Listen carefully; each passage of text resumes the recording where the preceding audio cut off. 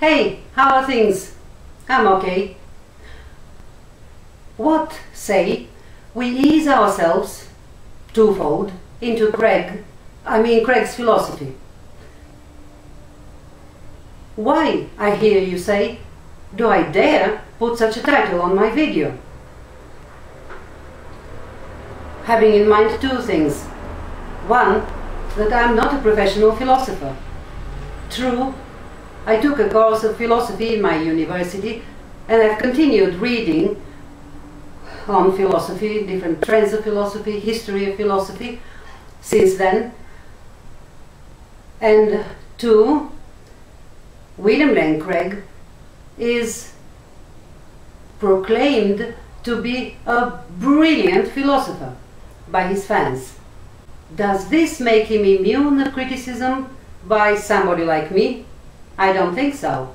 While I'm quite happy to say there's no scientific proof of God's existence, nevertheless, I think that the arguments that I defended tonight are good philosophical arguments for God's existence. They are logically valid, they are based on premises that I believe to be true, and those premises are more plausible than their negations. And therefore I think these are good arguments for God's existence. That doesn't mean they're compelling, it doesn't mean they will convince you against your will, but I think it does mean if you're willing to look at them with an open mind and an open heart, they are sufficient to justify belief in God. Let's talk in general and in an amateurish way about philosophy and science.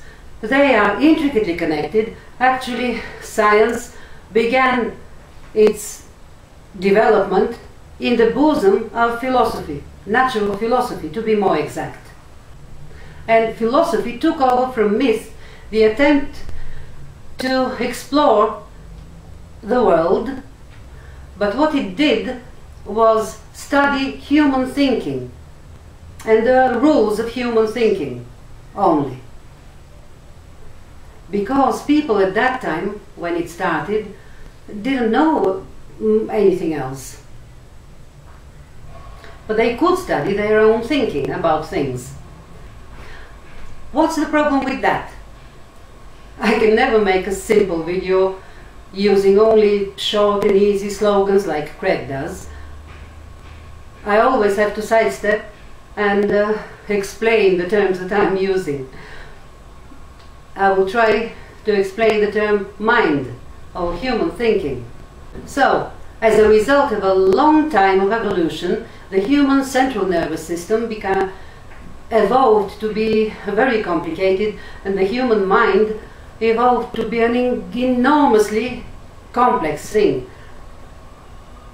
We say now that it is the most complex thing in the universe that we know. And thanks to the complex structure of the brain, we humans acquired the ability to make a symbolical representation of the world.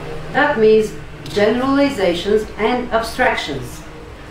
This profited the human species because it contributed to short and easy communication. And that was very important because humans live and survive only in social groups. That's why we are a social animal.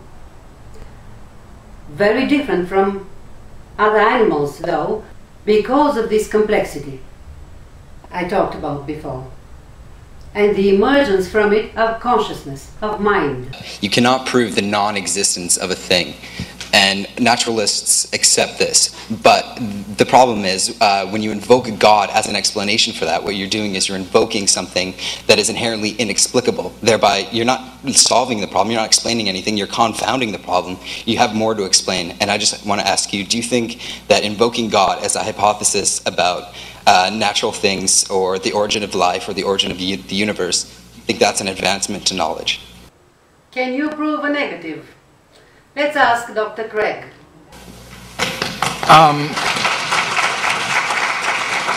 Now, repeat the first part of the question again, because I disagreed with what you said there. It is impossible to Oh yeah, prove that's right. the It's impossible to prove something does not exist. That's silly. Of course you can prove something does not exist. We can prove, for example, that there are no living Tyrannosaurus rex on the face of the earth. That is a spectacularly wrong analogy. How do you know about dinosaurs? Because scientists, biology is a science.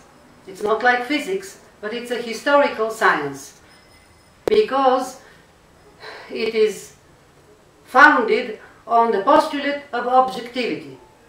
Because scientists have discovered fossils, and together with a plethora of other facts that scientists have discovered, they have reconstructed how they looked, how they lived, and that they died out. And there are no dinosaurs now. Scientists have told you that before you ask this question. You were already told that dinosaurs existed, and they can't be found now. Because if a dinosaur existed, we would have it in a zoo. We can prove that there are no Muslims of the United States Senate. Muslims, they exist. They're just not in the list of senators in the Senate. This analogy would only hold if you can show us a crowd of gods. We can ask them what religion they are. Only then science can reliably tell you that no, there are no gods in the Senate. Show us a god, and only then ask us to prove to you that it doesn't exist.